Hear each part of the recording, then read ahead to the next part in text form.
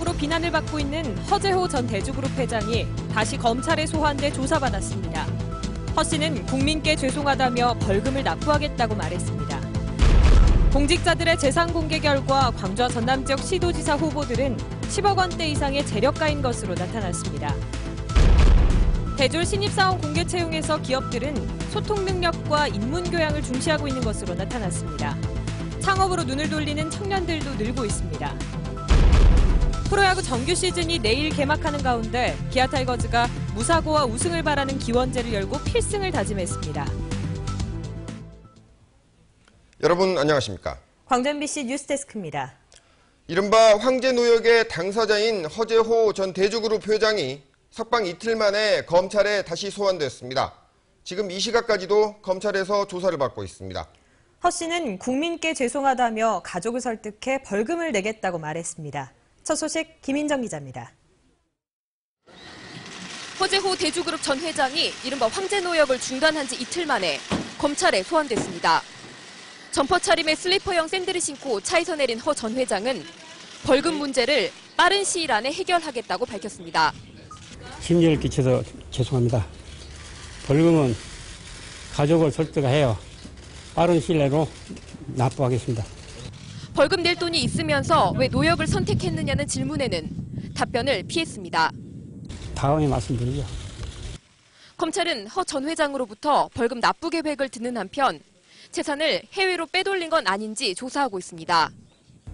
이 밖에도 검찰은 허재호 씨가 해외에 재산을 은닉했는지 그리고 조세 피난처로 의심되는 곳의 여권은 왜 가지고 있는지를 수사하고 있습니다. 검찰은 조사를 마치는 대로 허 전 회장을 귀가시킨다는 방침이지만 조사 결과에 따라서는 신분이 벌금 미납자에서 피의자로 바뀔 수도 있습니다. MBC 뉴스 김인정입니다. 대주그룹 계열사의 뉴질랜드 현지 법인인 KNC 엔터테인먼트의 갑작스러운 주식 양도와 임원진 교체에 대해 검찰이 수사하고 있습니다. 광주지검 특수부는 어제 허재호 회장이 뉴질랜드 명의로 소유하고 있는 KNC 엔터테인먼트 주식 46%를 교민 정모 씨에게 양도하고 또 이 법인의 임원진 역시 대거 사퇴한 정황이 포착됐다며 해외 재산 은닉과의 연관성을 수사하고 있습니다. KNC 엔터테인먼트는 뉴질랜드에서 76억 원 상당의 땅을 보유하고 있는 회사로 알려졌습니다. 대법원은 허재호 회장의 일당 5억 원짜리 이른바 황제 노역과 관련해 노역 관련 제도를 전면 개선하기로 했습니다. 대법원은 오늘 전국 수석 부장판사 회의를 열고 1억 원 이상의 고액 벌금형을 선고하는 경우 벌금을 못 내더라도 노역 기간의 하한선을 정해 터무니없는 고액 일당이 부과되지 않도록 하기로 했습니다. 또 지역 법관제도, 이른바 향판제도도 판사가 승진 전보될 때마다 의무적으로 다른 지역에서 순환 근무하도록 하는 등 전면적인 개선 방안을 검토하기로 했습니다.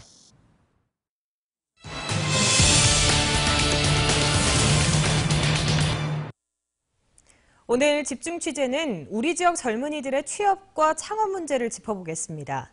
대기업들의 신입사원 채용이 시작됐는데 올해는 좋은 스펙과 많은 자격증, 이런 것보다는 소통 능력, 인문학적 소양 등을 본다고 합니다. 먼저 황성철 기자입니다.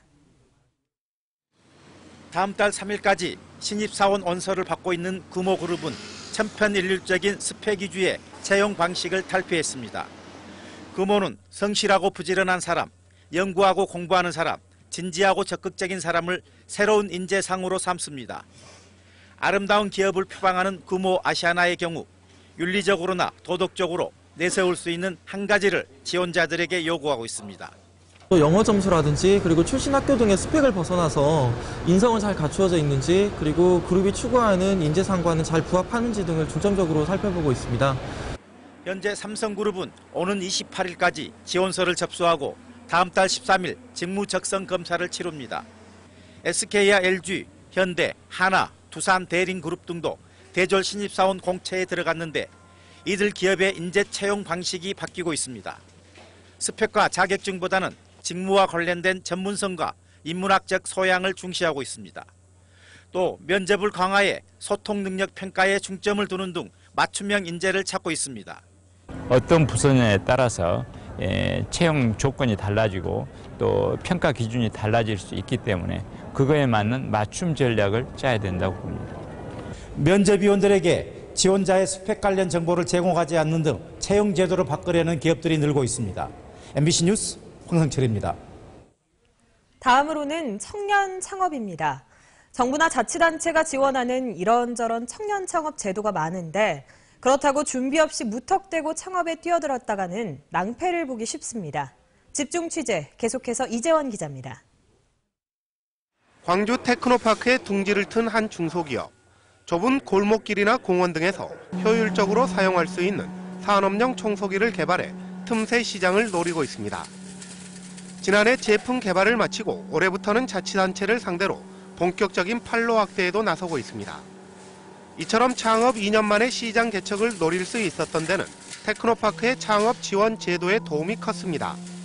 어떤 자금이나 인력 이런 것들로 인해서 그 창업 초기 기업들이 어려움을 겪는데 그런 도움으로 인해서 혼자 힘으로 하는 것보다는 좀 더 쉽게 시작을 했고요. 지난 2010년부터 시작된 테크노파크의 지원 사업을 통해 지금까지 창업한 40대 미만의 사업자는 모두 234명. 청년 실업이 날로 심각해지면서 사업 지원을 원하는 예비 창업자가 올해는 123명에 달했습니다. 이들 신청자들에 대해서는 사업성 검증을 통해 최대 2천만 원의 창업 자금이 지원됩니다. 하지만 초기에 창업했던 기업들의 5년 생존율이 40% 미만에 그칠 만큼 창업 전 철저한 시장 조사와 함께 기술력도 필수적입니다. 주로 자기가 창업에 대한 의지를 꾸준히 갖고 계신 분들 또는 아이디어를 꾸준히 창출하신 분들이 성공 확률이 굉장히 높습니다. 테크노파크도 창업 기업이 성공적으로 사회에 안착할 수 있도록 경영 지원과 판로 확대 등 꾸준한 컨설팅에 나설 계획입니다. MBC 뉴스 이재원입니다. 오늘 재산이 공개된 광주 전남 시도지사 후보들은 10억대 이상의 재력가인 것으로 드러났습니다. 강훈택 광주시장의 재산은 38억 3천만 원으로 광주 지역 공개 대상자 가운데 가장 재산이 많았고 이용섭 의원은 10억 8천만 원을 신고했습니다. 또 전남지사에 출마한 주승용 의원은 44억 7천만 원을, 이낙연 의원은 14억 6천만 원의 재산을 보유하고 있는 것으로 집계됐습니다. 광주시 공직자윤리위원회는 공직자윤리법에 따라 재산이 공개되는 광주 지역 구의원과 공사, 공단 사장 등 총 71명의 평균 재산이 전년보다 1억 1,900만 원 증가한 5억 5,823만 원이라고 밝혔습니다.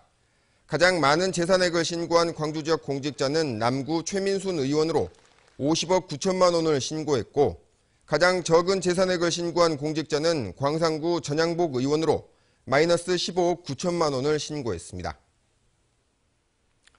내일 드디어 프로야구가 개막합니다. 올해 새 야구장에서 새 각오로 시즌을 시작하는 기아 타이거즈는 고사까지 지내가며 11번째 우승을 향한 의지를 다졌습니다. 정지성 스포츠캐스터입니다. 기아 타이거즈 선수단과 코칭 스태프가 모여 무사고와 우승을 기원하는 고사를 지냅니다. 우승 기원제는 지난 2008년 이후 6년 만에 치러지는 것으로 4강 진출을 바라는 간절한 마음이 담겼습니다. 그리고 특히나 올해는 새 구장에서 선수들이 좋은 모습을 보여주기를 원하는 기원하는 그런 기원제입니다. 에이스 양현종을 비롯한 주전급 선수들이 각자 포지션을 돌며 부상이 없는 한 시즌이 되길 기원합니다. 2014 정규 시즌 개막을 앞두고 주전 선수 엔트리도 윤곽을 드러냈습니다. 삼성을 상대로 한 원정 개막전에서 선발 투수의 중책은 일본 다승왕 출신 데니스 홀튼이 맞습니다. 개막전 엔트리 명단에 없는 양현종 선수는 홈 개막전에 선발 출전할 것으로 예상됩니다. 타자는 이대형과 김선빈, 신종길, 김주찬, 나지완, 외국인 선수 필 등이 이름을 올렸습니다. 선수 명단에서 보듯 기아는 주자들의 빠른 발을 활용해 상대 투수를 흔들고 득점 찬스도 잡는다는 전력입니다. 올해 같은 경우에는 전부 그린라이트 선수들한테 주면서 최대한으로 빠른 발을 이용할 생각입니다. 기아는 삼성과의 원정 경기에서 최소 한 게임을 이긴 뒤 다음 주 화요일 NC를 상대로 한 홈 개막전에 집중할 예정입니다. 기아 타이거즈는 홈 개막 경기에 다양한 이벤트를 준비했습니다. 팬들과 함께하는 올 시즌이 될 것으로 기대됩니다. MBC 뉴스 정지성입니다. 기온이 무척 많이 올라서 덥기까지 한 날씨가 이어지고 있습니다. 주위에 벚꽃도 피기 시작했고 DJ 센터에서는 봄꽃 박람회도 문을 열었습니다. 주말 휴일 날씨 소식을 강예슬 기상캐스터가 전합니다.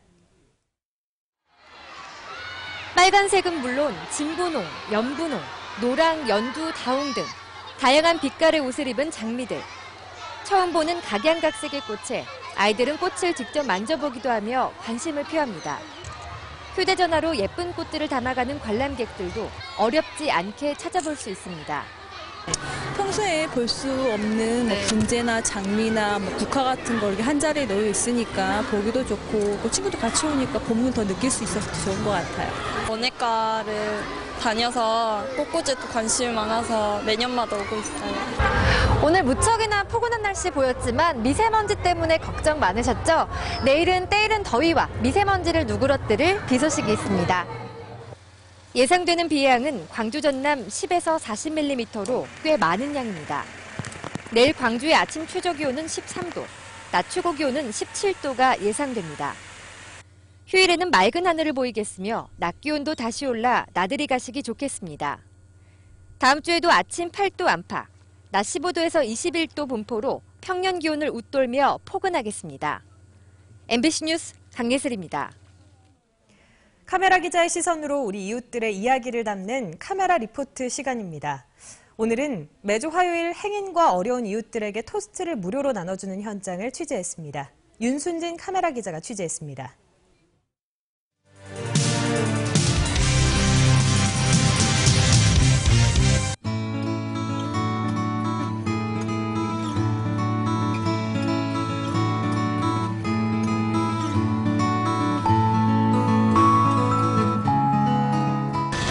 예, 맛있게 드세요.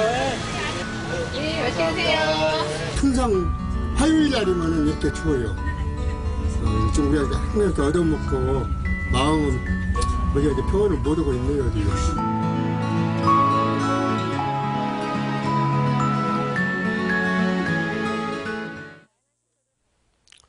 장애인 부모와 치매를 앓는 조부모 밑에서 가장 역할을 하던 중학생이 스스로 목숨을 끊었습니다. 어젯밤 10시 30분쯤 광주시 광산구 송정동의 한 아파트 화단에서 중학교 3학년 15살 박모 군이 쓰러져 숨져 있는 것을 주민이 발견해 경찰에 신고했습니다.